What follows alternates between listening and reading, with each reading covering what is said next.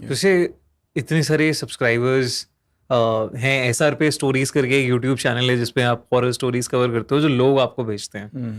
तो ऐसी कोई कहानी है जिसे किसी ने भेजा हो और वो सुन के यू वर शॉक्ड, यार ये कैसे हो सकता है, ये कैसे पॉसिबल है? ये स्टोरी मुझे आई थी बहुत ज़्यादा शुरुआत में, but this is one of दो स्टोरीज जो, जैसे अगेन मेरा तो मेन फोटे is like true crime, right? तो कुछ कुछ ट्रू क्राइम स्टोरीज पढ़ने के बाद भी मेरे दिमाग में रह जाती, तो ये एक ऐसी हॉरर स्टोरी है जो मेरे दिमाग में आज भी चलती रहती है। And this has a very like ठीक ठाक एंडिंग, सो इतना कुछ ज़्यादा वो भी नहीं है, but still I am still shock कि this thing happened with this girl. So ये कहानी है हमारे हिमाचल की, एंड ये जो बच्ची थी, ये जो लड़की थी सॉरी, ये ध्यान रखती थी अपने बहन का, और इनकी फैमिली रहती थी हिमाचल में। सो इनकी फैमिली में थे इनके दादा दादी और इनके फादर, इनकी मदर नहीं थी, और ये और इसकी छोटी बहन। तो क्योंकि मदर नहीं थी तो she was kind like a mother to her younger sister, right? तो वो अपनी छोटी बहन का बहुत ज़्यादा ध्यान रखती थी, और उसकी जो छोटी बहन थी वो अपनी दादी की बहुत क्लोज थी। तो उसकी दादी से बहुत सारी कहानियाँ सुनती थी, भूत प्रेत की। दादियाँ की कहानी तो ऐसे होती है खतरनाक, तो भूत प्रेत की कहानियाँ सुनती है अपनी दादी से, और उसका पूरा दिमाग दिन भर ऐसे ही चलता था, भूत है, ये है, वो है, आत्माएं आ रही हैं, राइट?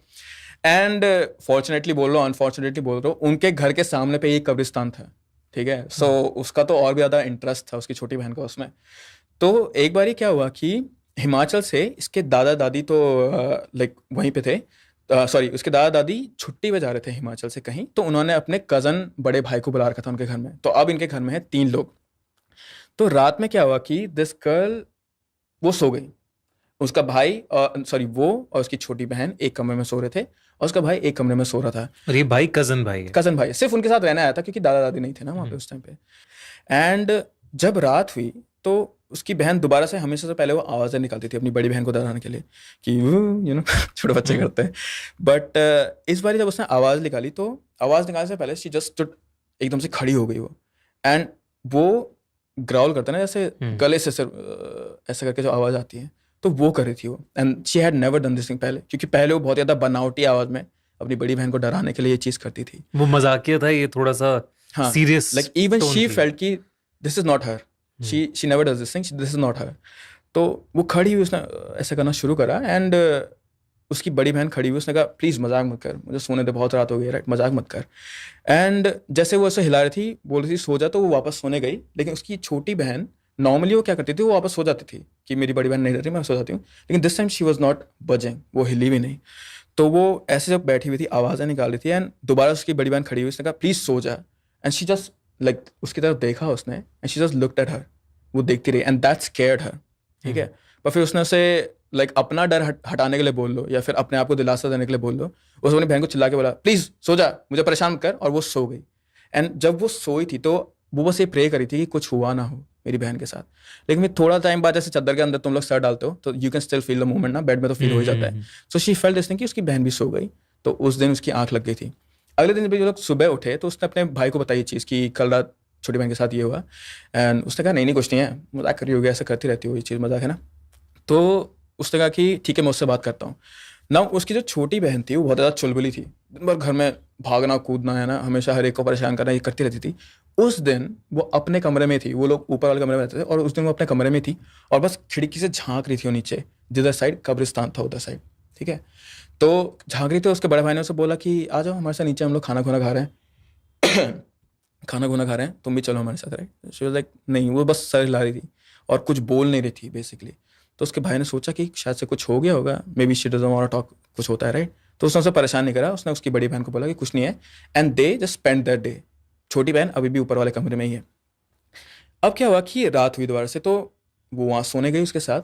तो उसकी छोटी बहन तब भी उसे देख रही थी, लाइक नीचे खिड़की से नीचे झांक के देख रही थी वो बार बार। एंड तो ये इसके पास गई कि बुलाने के लिए कि सो जा, तू दिन भर से यहाँ पे क्या कर रही है, राइट? तो उसके बगल में खड़ी होकर उसे बोल रही है कि तू दिन भर यहाँ पे क्या कर रही थी, है ना? दिन भर तूने ना कुछ खाया ना कुछ, तेरे पे एनर्जी भी कैसे है? तो उसे देखती रही।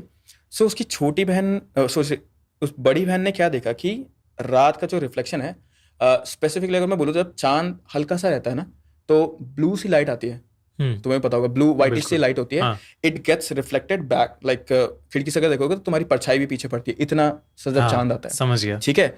तो उसकी बहन खड़ी थी साइडवेज, एंड उसकी छोटी बहन यहाँ पे थी खिड़की से एकदम चिपक के. So she saw this thing कि जो छोटी बहन की परछाई थी that was a different figure, like कोई डिफरेंट ही, या तो लेडी थी या फिर कुछ और ही चीज थी. और जिधर साइड वो देख रही थी, लाइक जिधर कब्रिस्तान की साइड वो देख रही थी, कब्रिस्तान में अगेन कुछ जलाया नहीं जाता है रात में, ठीक है, लेकिन जिधर साइड वो देख रही थी वहां पे एक ऐसा येलो ग्लोइंग ऑरा टाइप का था. And she felt this thing कि ओके मे बी मेरी बहन पे कुछ हो गया है यहाँ पे से. And she was seeing also this thing, right.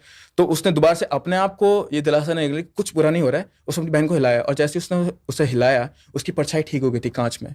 She asked कि क्या हुआ तुम्हारे साथ. उसने कहा कुछ नहीं हुआ. सो वो लोग फिर सोने चले गए थे. बट अब ये बच्ची बहुत ही ज़्यादा डर गई थी, राइट, कि वो क्या करती. तो उसने अपने बड़े भाई को भी बोला कि हमारे साथ आके लाइक यहाँ पे सो जाओ ना, मुझे बहुत ज़्यादा डर लग रहा है. फिर they call their grandparents and बोला कि प्लीज़ वापस आ जाओ. एंड अपने फादर को भी उन्होंने कॉल करा प्लीज़ वापस आ जाओ. तो सबसे पहले उसके पापा वापस आए थे एंड उन्होंने उस बच्ची को बोला कि प्लीज़ दादा दादी को कुछ मत बताना, है ना, वो लोग ओल्ड एज के हैं. तो ये लोग गए फिर लाइक झाड़ फूक कराने ऐसा करके, राइट.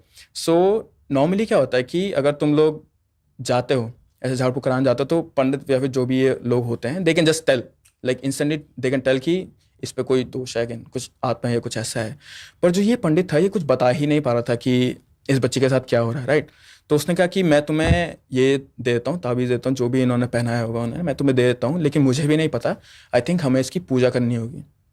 तो उन्होंने पूजा करने के लिए बोला उन्हें और कहा कि मैं अगले दिन आऊँगा, राइट. सो अगले दिन आने का कहा था उन्होंने और ताबीज़ पहना दिया था. तो बच्ची शांत हो गई थी उस दिन और वो चुपचाप जाके ऊपर सो गई.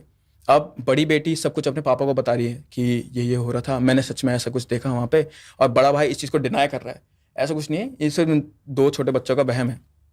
तो उसके पापा ने बोला ठीक है आज हम तीनों साथ में सोते हैं और देखते हैं कि क्या कुछ ऐसा करती है कि नहीं करती है, राइट. तो वो लोग रात में सोए and that was like the first time कि उसके पापा को भी दिखा ये चीज़ कि बेटी एकदम रात में उठ रही है, ऐसे देख रही है, खिड़की के पास जा रही है, राइट. Very weird behaviour. तो उसके पापा भी डर गए थे. सो अगले दिन जैसे ही सुबह हुई हिज डैड वाज लाइक कि मुझे अपनी बेटी से ये सारी चीज़ें हटानी है. एंड उन्होंने पंडित को बुलाया and then they had this like झाड़ फूक करा उन्होंने जो भी करा. But after that everything was like settled.